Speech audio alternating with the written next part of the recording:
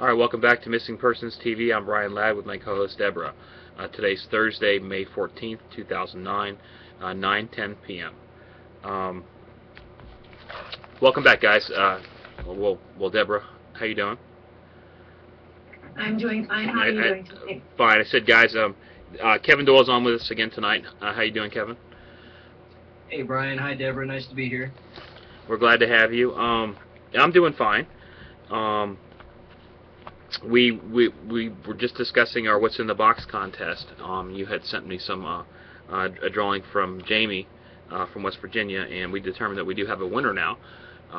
We both decided that it is close enough, and some of the details in the drawing and the lines and the things that we noticed are pretty similar to What's in the Box.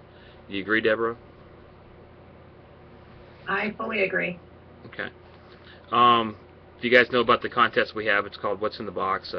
I have a box right here, and I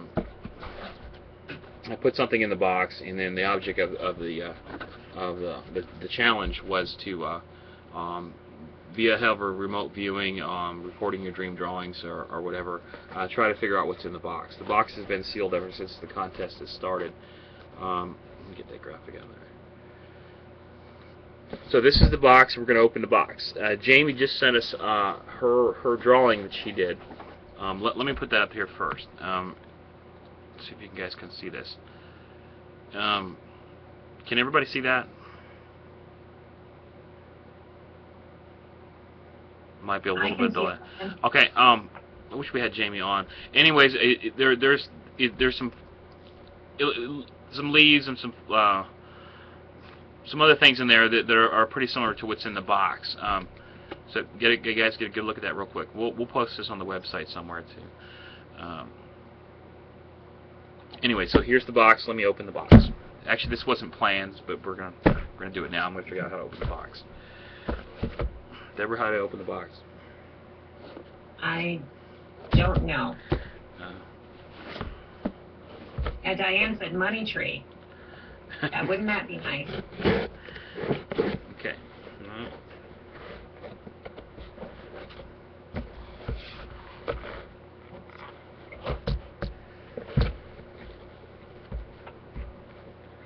Well. So I wrapped this thing really well in tape. I want to use it again.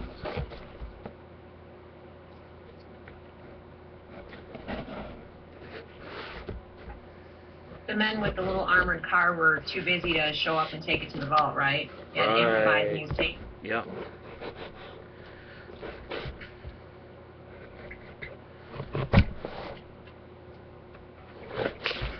Okay.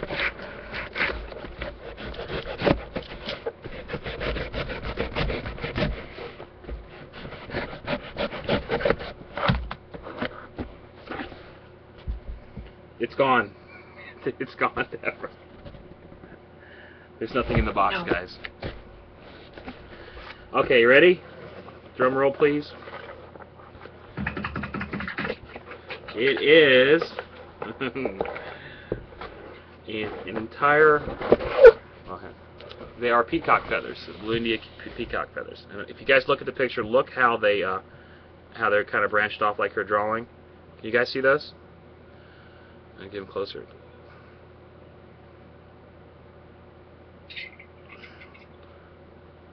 Do you see them? Yeah, I can see them. And these are from the blue India peacocks. I'm trying to get the eyeballs in there for you. Can you see? There. So looking at her drawing and the way that it's set up like that, I definitely does kind of look like, you know, the branches that she's drawing on the leaves. You know what I'm talking about? I thought so too. Hold it like that and let me put the picture up again. Mm-hmm.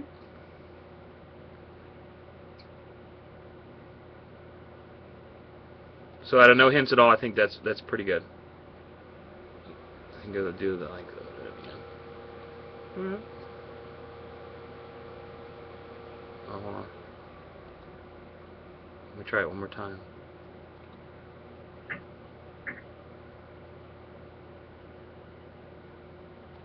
Okay, so actually there's 1, 2, 3, 4, 5, 6, 7, 8. I'll actually send you probably about a dozen, Jamie. So thank you for playing.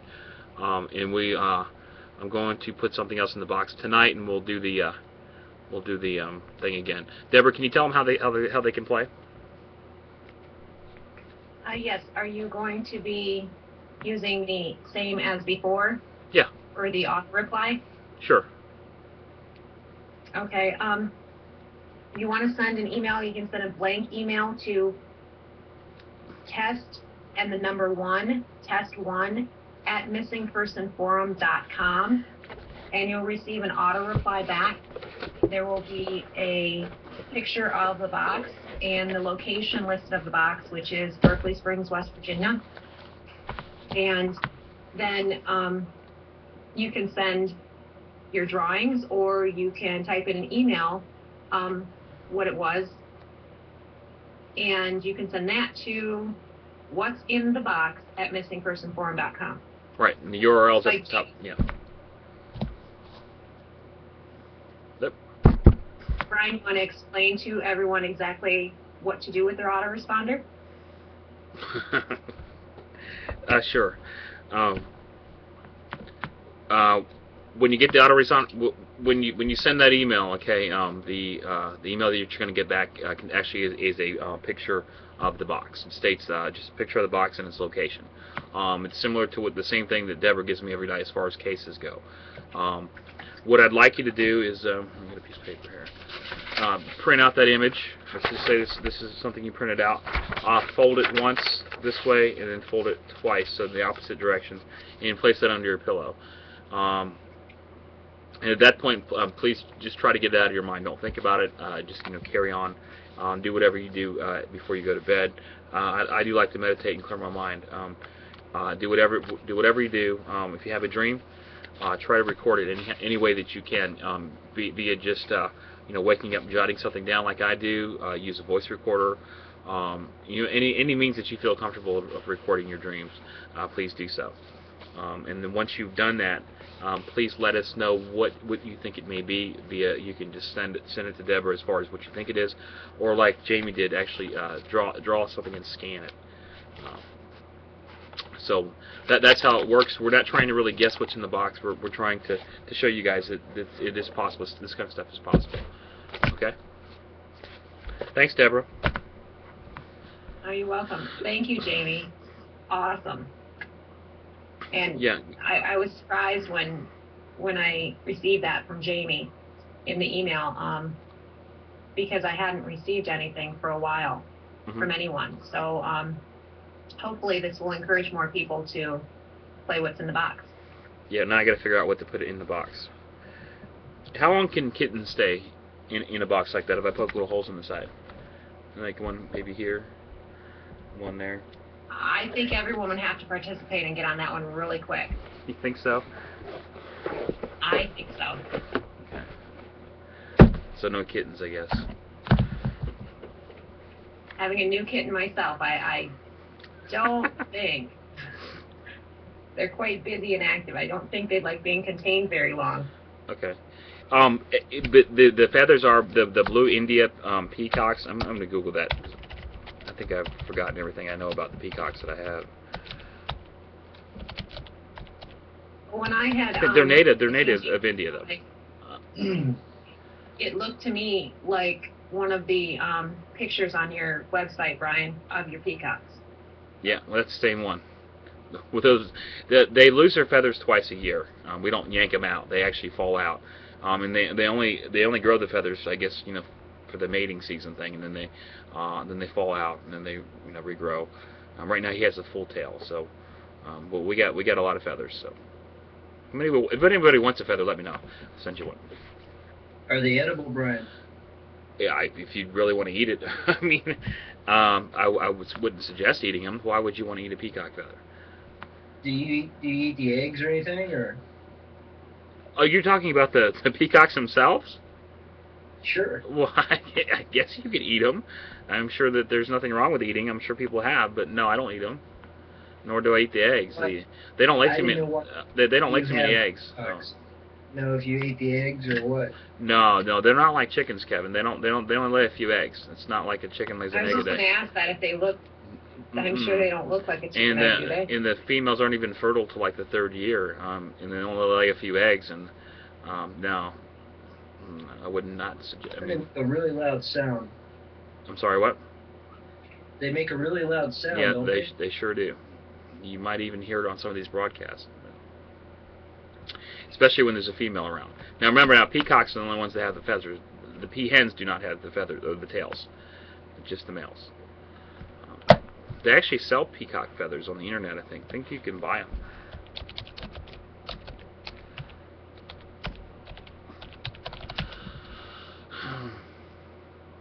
Yeah, Myrick says sure they're can. better than guard dogs. Yeah. Seriously vicious birds. Well, not that they're very, very vocal. In the slightest sound that they hear, they will do that thing. Yeah, I guess they are like guard dogs. I've never seen it. They don't attack unless you try to catch them, and then they can claw you. Well, they're probably pretty vocal when you're stealing their feathers too. No, they're not. I'm not yanking. I'm not coming up to the peacock and yanking it out his butt. Okay. Some people think that. No, they fall off. So we've got two. How much of their feathers do they drop? Do they drop the whole all tail? of them? The whole entire tail. Yeah. Wow. And then they grow back. You can actually, the peacocks I got, I actually ordered it in the mail. This is when I knew nothing about them. I still don't know too much, but you ship them in the mail. I got a male and a female. I think they were 3 years old each, and they ship them in a box, a little bigger than that one. They can't ship them with the tails, so they wait when they don't have the tails, and they mail them like you would mail anything else in the post office. They put some apples and oranges in there, and then you can ship them. It's kind of odd. I mean, the price is still the same too. Post office does it. Anyway, so I didn't know at the time. I didn't realize that peacocks could fly, and I took them home. I think I paid $500 for the pair. Opened the box and they flew away. And they flew like great. But it was kind of funny in a way. I was like, oh great, they didn't even say thank you or anything, just flew away. Luckily they can't fly very far, and they do stay around the area. My peacocks run free. At least the male and the female I have out now right now, they run around free. And they don't really leave the property. They just stay here. They don't go anywhere. And they can't fly very far. They get tired. So my neighbor Jessie actually is the one that caught them. That was pretty. I mean, I should have had a camera doing that one because it was hilarious. And they're huge. The wingspan is enormous. But anyway, so we caught them and put them in this house thing I built for them. And then after a week or so, they get used to it. They start roosting there, and they'll stay. They won't leave. So it's kind of neat that the bird just stays with you. Okay. Are we ready? Sure. Okay, tonight we're going to be covering 3 old cases from 2008. They are case number 601, Clark Handa, 602, Maja Vojvoda, and case number 604, Jure Golob. And then we have a new case that I did last night, which is case 742, Jennifer Lynn Diedriche. And we're going to get to that case first. Let me get the graphic up for you. As like we did last night, Kevin Doyle will be in the back. I believe, Kevin, you're going to be meditating. And then we'll be discussing the cases. And if you pick up anything psychically or anything else that however you're doing this, I'll just mention your name. If you have something, just let me know. If you don't, just say pass or whatever. Okay. So you're good with that? Yes. Okay. Okay, so this is case number 742, Jennifer Lynn Diedriche.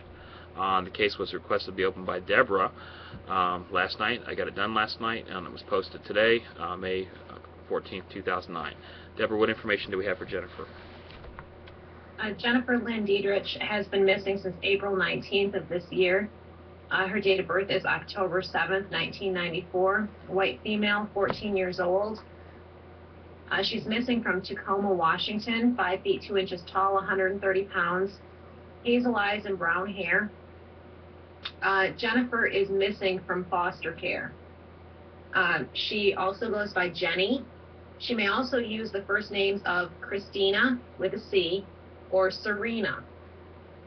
The other thing is she may use a different last name, and the last name that she may use is Merriweather. When I ran across this case, normally doesn't matter what type of case it is or how long since someone has gone missing. Normally there's something mentioned on a form somewhere, whether it be on Project Jason, Help Find the Missing, Web Sleuths, somewhere, Porchlight USA, that there's at least 1 or 2 posts where they'll list that, you know, the person's missing, so there's some awareness. There was nothing for Jennifer, except that she has a poster at the National Center for Missing and Exploited Children. You can see that at missingkids.com. And she has a flyer that was prepared by the Washington State Police. I find this case really, really sad because she is in foster care. So they have her listed as a runaway, and she's just, you know, being 14 years old, she's still a missing kid, and whenever I see those cases, I get worried that, you know, it could be a trafficking situation. And there's quite a few of those cases out there. So you want to share what you have on this one? Yeah, you Skyped me and asked me if you believe that Jennifer was a victim of human trafficking, and I told you yes. Let me explain why. I sent you the dream drawings via email. Did you get those? If you didn't, that's okay. I mean, Deborah? I'm checking my inbox now. Yep. Okay, that's fine. They're also posted on the site too. This is case number 742. That unfortunately, when you click, I didn't add that picture to the top left of your chat screen, but it is open, and it's case number 742. Anyways, the dream drawings from last night. The first one says, took keys with her, ordered her online, and then the number 47. There's a drawing of a gentleman. I believe he's 47 years old. He has balding hair, just a little bit of hair right here. It looks like he's got bags under his eyes. And his last name may be Stevens. And they actually didn't write that on there, but it says on there, Stevens. Let me get that real quick. His last name may be Stevens, or maybe his first name is Steve. But it says ordered her online, and I think that has something to do with it. I know that there are probably some websites that cater to trafficking. There's probably no reason why there wouldn't be.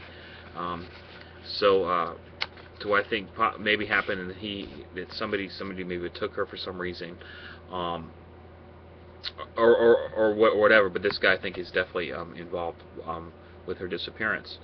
The second DD says Sea Island Flight and the number 14, and then this I think could be an IP address, 208.14.72, and then I could not read the last numbers on there. I think one of the numbers is an 8 and it might be a 16. It says Vancouver, Canada, next to Sports Shop, and the number 1191788134. I don't know what that is. It could be a phone number or an address or something. But it says Vancouver, Canada. And you said the case file said she went missing from Washington, so that is, I think, pretty close.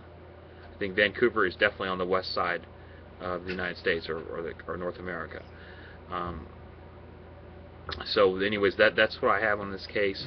Hopefully she just ran away and she's fine, but the dream drawings that I have on that on this case suggest otherwise.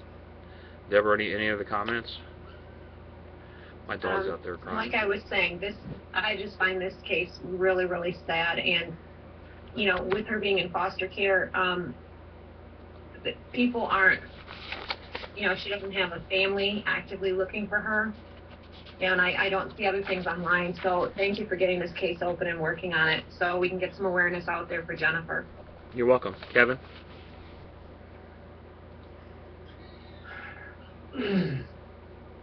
The girl in question is,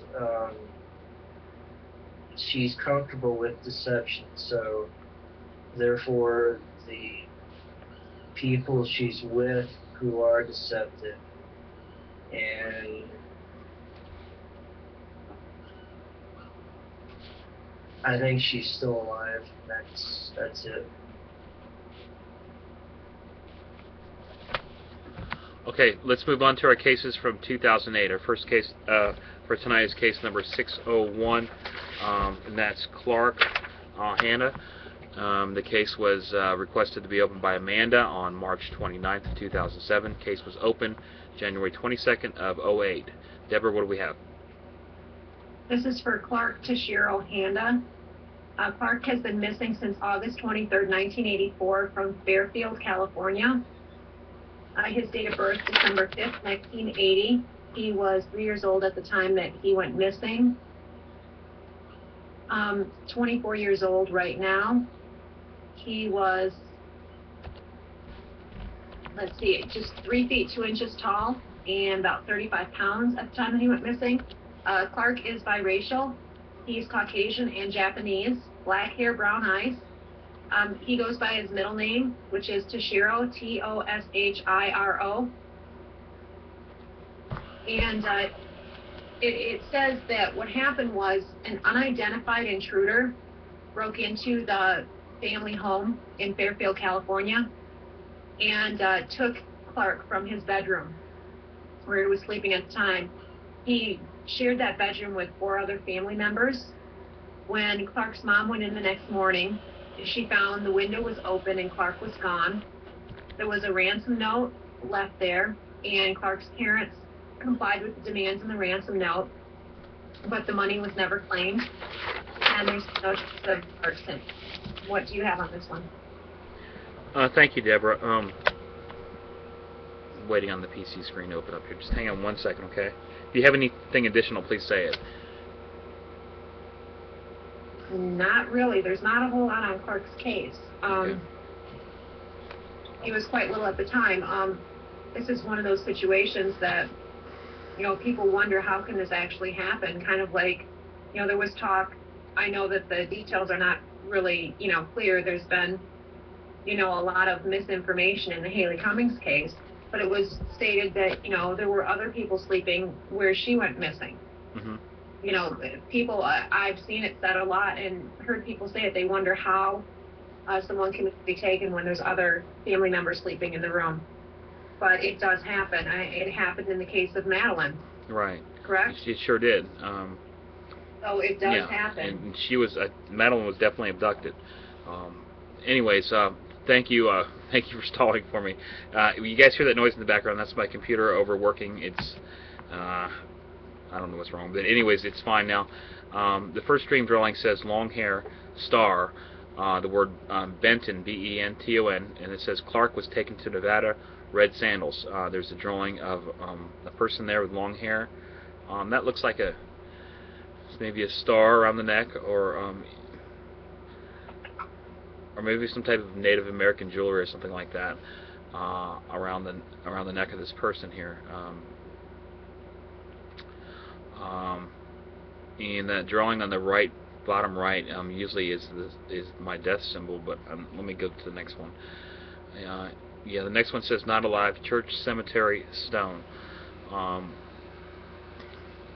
This might be actually a graveyard, and there might be some type of circular stone there. And it says that, I'm sorry, but I do not feel that that Clark is alive. I believe he may have been taken by a man named Benton to a small stone church in Nevada, where he may have buried his body. It says, I hope I'm wrong, and basically what I say, I hope I'm wrong about this. That's all I have. I don't know, Deborah, what do you think? That ransom note thing, that was kind of interesting what you brought up. It's, you know, they said that the money was met, the demands were met, but it was never claimed. Right. The parents complied with everything, and the money was never claimed. Okay, send me a link to that, would you please? Is it just a news report? It's from Charlie Project. Okay. Yeah, there's after that was done, the case was open, but there was no comments. Nothing else was done on this case. It's just got some dream drawings, and that's it. So we'll post some more information on this case. Unfortunately, I don't think that he's alive. And that's all I really know. Kevin.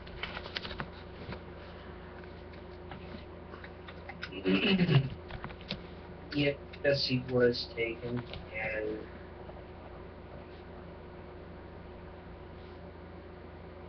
I don't think it was intentional that he was killed. And that's it.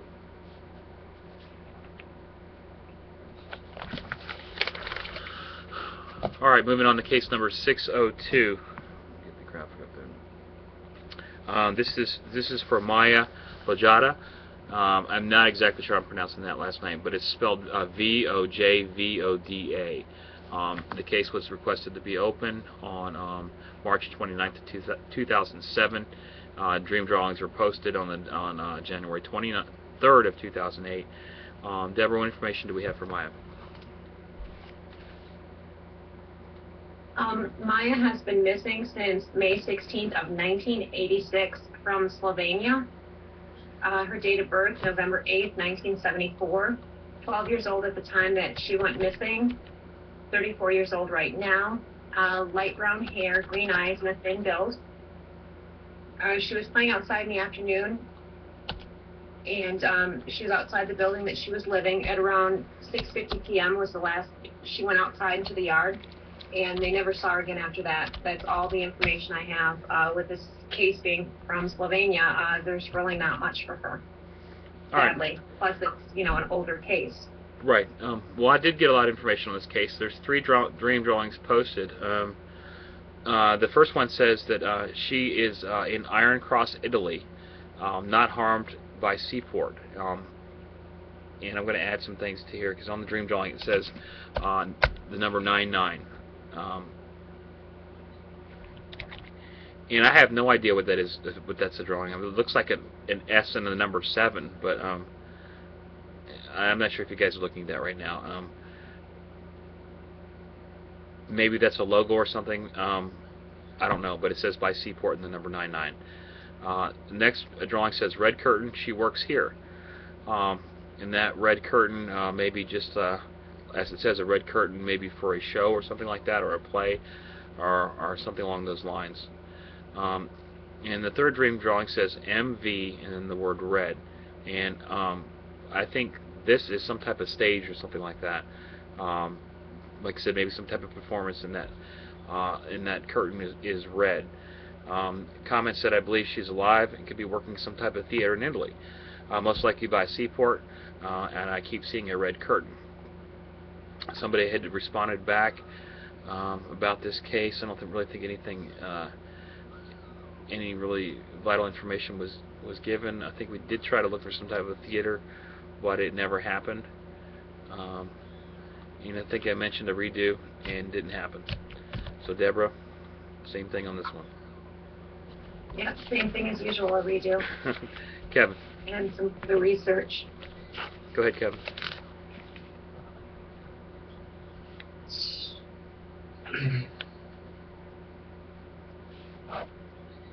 I think she was taken, and it was possibly a child sex ring. It's underground, and it is a theater, but not in public. That's it.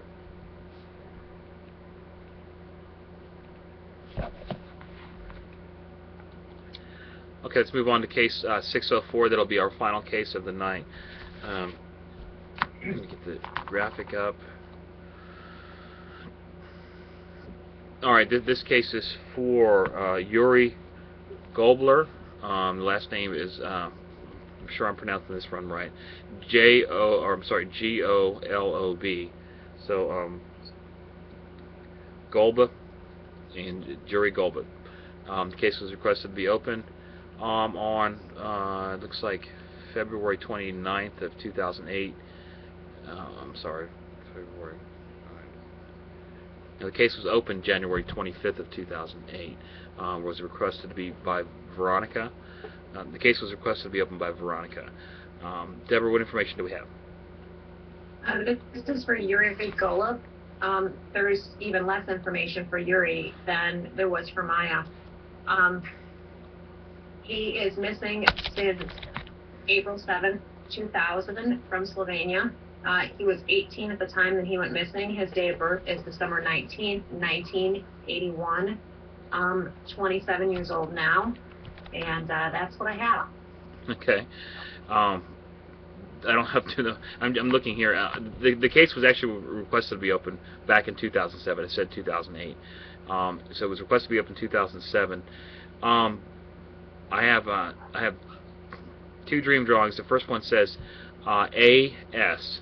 Tower on mountainside. He went to the mountains with G-E-R-E-T, Gret, and it says Gret might not be a person's name, but this is a drawing of which is A.S. This is like a smokestack or something like that, with a huge letters A and S. Those are actually written on the tower itself, and the tower is on a mountainside, at least according to the drawing, what it says. Next thing says tunnel. He is inside. This is I remember we talked about this case. Just some point. Anyways, these are train tracks leading to some type of tunnel. It looks like there's rocks around the face of the tunnel. It looks like a very old tunnel or mine shaft or something like that. And it says he is inside. There's no symbols of death, but looking at this, I do think that he would not want to be alive. That's all I got. Kevin. He is dead, but he can be found. He is on the ground.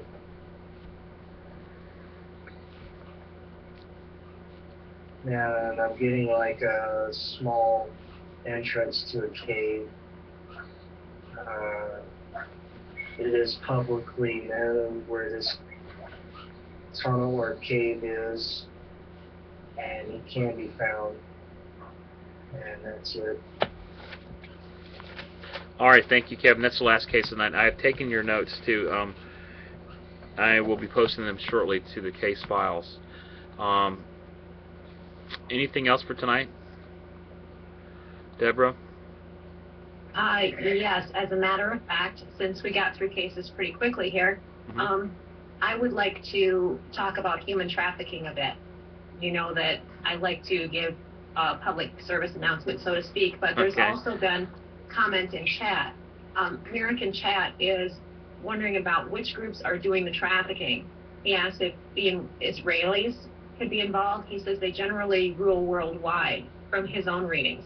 Do you have some thoughts on that?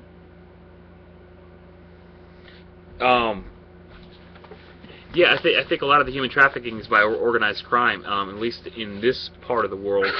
It's Mexico. Via the Mexican mafia, there's a lot of other gangs, and these gangs are actually organized crime that deal in this type of thing. They also deal with narcotics and everything else, and they treat people as cargo. So, I mean, what was the question again, though, Deborah? Well, from Mirak's readings that he's done, he's wondering about which groups are doing the trafficking. He sees that the Israelis are pretty involved in that. I don't know. As far as information, though, you can go to CIA.gov, and they do have a lot of information posted as far as the organizations that deal in human trafficking. I do know there's some gangs out of South America. I'm not sure what the Israelis are doing. I don't know. I'm sure that every country has some form of human trafficking, some form of organization that does that. Even America. Well, yeah, it's a problem everywhere. I mean, we even found out that slick little dude, Joran Vandersloot, was trafficking through what, Netherlands? Yeah, and those are actually, there's groups from in Indonesia, in a lot of the countries around there. In a lot of those cases out there are underage girls, and they know it. So yeah, I mean it's a popular sadly, it's a popular thing. Well, I think it's something that a lot of people don't pay enough attention to also. Until getting more aware myself with the missing persons cases, and specifically more with Jessie Foster's case, I hadn't given a whole lot of thought to the human trafficking thing. I hadn't educated my teenagers about it, and what can happen to them. And, teenagers spend so much time on MySpace, Facebook, on the internet. And I know when we were talking with Gail St. John, working on the Angela Marie Finger case, Gail brought up that it's a whole lot bigger problem on MySpace and Facebook than people realize, because there's a whole lot that are taken by that method, and we don't realize that that's what actually happened. Right. So teenagers are really, really vulnerable, and they do need to have explained to them. I think everybody needs to, if they don't know it. They need to know exactly what human trafficking is. Because when I was talking to teenagers in the age range of 16 to 19, they did not know what human trafficking was. I had to explain that to them, and I wish I had done that sooner. That's my fault. I'm hoping that by bringing it up, others will be more aware to talk to their own kids, their grandkids, their neighbor kids, nieces, nephews, whatever. And it does happen to boys too. And a big thing that can be done to help, in addition to the awareness and educating your children, is to put your computers in a public area of your home. To have children or young teens, preteens, or teenagers in their bedrooms or in private areas of the home on the computer, you don't know what they're doing. Whereas, if it's in a public area of the home, that what they're doing there on their computer may be seen at any time by another family member, there's less apt to be a problem. Right. So please be, vigilant and take whatever precautions you can. It's another thing. It's a supply-demand issue too. Apparently, there's a demand for this stuff, so these sick people are filling the need. Increase or make more severe laws, penalties, if you're involved in human trafficking, i.e. death, capital punishment. I mean, whatever it takes. But yeah, it's very, very popular, and it seems like it's exploding out west, out there in California, Mexico. There seems like a lot of cases lately that I think that could be related to human trafficking. Well, there's the internet, access, the internet being today. by the border. Sure, there's probably quite a bit going on in Texas too. I think, isn't there, one of the known hubs being in the Texas area? Yeah, I believe so. I don't know. I'm no expert on this, but I tried to learn a little bit, and so does Deborah. But the facts, like I said, go to CIA.gov. There's a lot of organizations out there that can give you information on what known groups for human trafficking, what known groups, but mainly they are the organized crime mafia type groups and stuff like that, that don't really give a damn about human life or whatever, no matter what age. They just treat it as as regular cargo, shipping heroin. Taken, yeah. Yeah. Did you want to say something, Kevin? The movie Taken is really good, but no, what I want to say is off topic of what you're talking about. I'll let you guys finish what you're talking about. Okay. Deborah, anything else on human trafficking? Well, I just don't understand, the ones that are trafficking, and then the ones that are on the benefit end of the trafficking. Right. It's just so disgusting. I mean, it happens with adults, but it's happening with young children. Right. And sadly, so many of these young children, I mean, they hit the age of 13 or 14 or even 12, and they're missing, and they're listed as a runaway. Well, they know that though. The freaks that are doing this. Looking as hard. Right. Yeah, well, they know that though. They know that if I take a 16-year-old from a home that we've known from school records or some other whatever, she's got problems. She's arguing. She's getting into fights, doing drugs, and then it's so much easier to get away with abducting that person than it would be a 5-year-old. Just because the stereotypes go with it. You know, well, she ran away. We're not going to look for her. Why waste our time? We're not sure. Right. Now, I think that some of those that are having problems may be more of a target Mm-hmm. from the traffickers. I also think that the ones that are really naive and innocent are more of a target too. Right. Guess how these traffickers get this information on these people, though? The internet, MySpace, Facebook, all that stuff is dangerous. I mean, very dangerous for people posting their, you know, their issues with their parents. You know, and this I'm talking about teenagers and younger adults. You know, these issues like that, and they look for that kind of stuff. Just like, you know, anything else when they you know make the phone calls to see if their parents are home or something like that. I'm telling you, you're right that there's a lot of cases out there, I think, that are missing or endangered runaway or whatever, and they're not looking when really that person was abducted.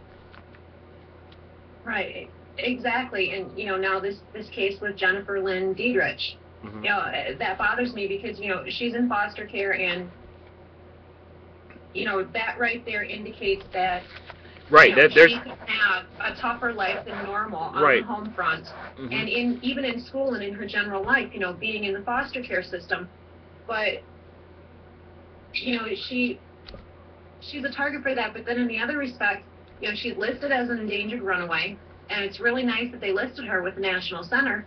But when they're listed as a runaway, they just kind of throw them away in a lot of regards. Right, People they're left are on not their looking own. so Yeah. much. It doesn't hit the news media because they think, oh, the kid just ran away, the kid's the problem child. Actually, or I don't else. even think we should be allowed to do that, because unless we know the facts, we have to say this person is just missing. Okay? Because saying runaway means voluntarily. Okay, so it's just saying that, I mean, that we're already calling something we're not sure of. So I think maybe, you know, and I understand that there's so many runaways and, you know, whatever, but there has to be a way of classifying this kind of stuff, so every case gets looked into. Well, they list them at the age of 12 or 13 even. Sometimes they're listed as a runaway, but even, you know, when they're young, they're still children, and I don't care if they said, I'm running away, and they left a runaway note behind. Mm-hmm. I still think that there needs to be something done in the system to get that more attention, because as soon as the label of runaway is placed on them, people kind of look the other way and they think it's just another child or teen with an attitude. Right. You know, and there's one sure way. There's one sure way. In a lot of cases, something happen. There's one thing, and I know people wouldn't like it at all. They would think he's kind of a little crazy, but you know, put GPSs on everybody somehow. You know, with today's technology, I understand that it's an invasion of privacy and stuff like that, but I mean, I'm just saying that would be one sure way. If we knew where everybody was at all the time, if you're under 18. What, a chip on your child till they're 18? Yeah, hey, I'm just saying we're looking for answers. That would be one, wouldn't it?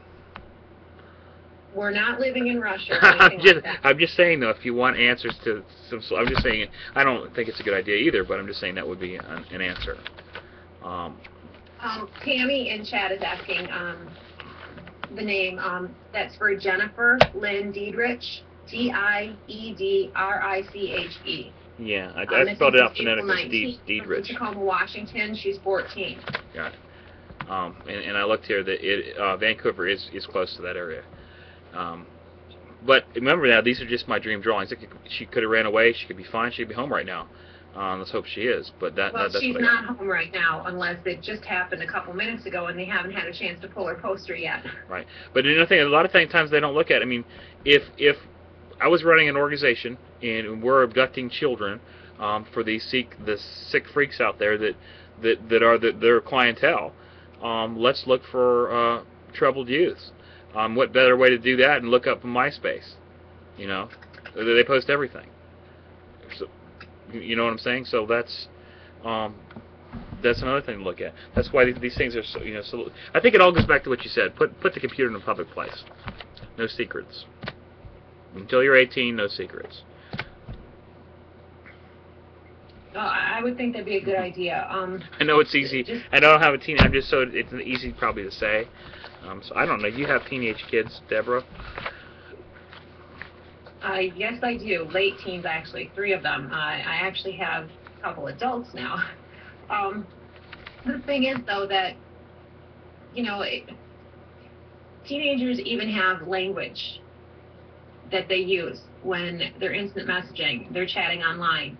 And that could be even through their little Facebook chat. They have abbreviations for things. If you see POS typed by your teenager, they're telling the person on the other end, parent over shoulder. So, you know, they can be sneaky and, you know, stuff too. So please keep a watch on it, and please put it in a public area. Yeah. I know, it but really can. I think what really help. I think what you're saying though is that, you know, there's thousands and thousands of runaways every year. 99% of them are runaways. They meant to run away, and you know, but that 1% or less than 1% were abducted and they're classified as runaways. So even if just one person is affected, that's one person you should have been looking for when you automatically classified that person as a runaway. Right. I'm not sure how to handle that. I know they don't have the manpower to do that. There's got to be some type of system, though. Some like I said, some dedicated law enforcement agency definitely set up just for this type of thing. You know, just for this. There's a whole lot more awareness now coming to the human trafficking problem. Mm-hmm. You know, so I guess we can be grateful for that. I don't know how successful we'd be, you know, in our wait for a runaway task force. Right. Okay. That's good. Off topic, Kevin, what you got? I just wanted to say, I'm thinking that while doing through those meditations, I was trying to look for a more optimum way for me to do this, and I came up with this bright idea to, if somebody could just send me either Deborah or you before the show, preferably an hour or longer before the program, the NPR show, send me just the names of the people.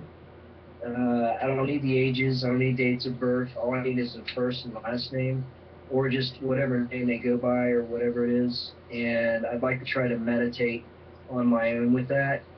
And before, well, yeah, we could just do it that way. Would that be all right? Whatever you want, Kevin. Our cases are public. We're just going numerical order. So, I mean, tomorrow's cases you already know. Just go down the case number. They're already posted. You would, Kevin, if you just look up in the upper right-hand corner of the chat page, when you mouse over the photos, it gives you their names. Well, I don't want my conscious mind to gather any more information and have my ego. All right, we'll work about this. We'll work out off air. Okay. We'll work on it. All right, so we'll see you guys tomorrow at 8 o'clock Eastern Standard Time on Missing Persons TV. Thanks for being with us. We'll see you tomorrow.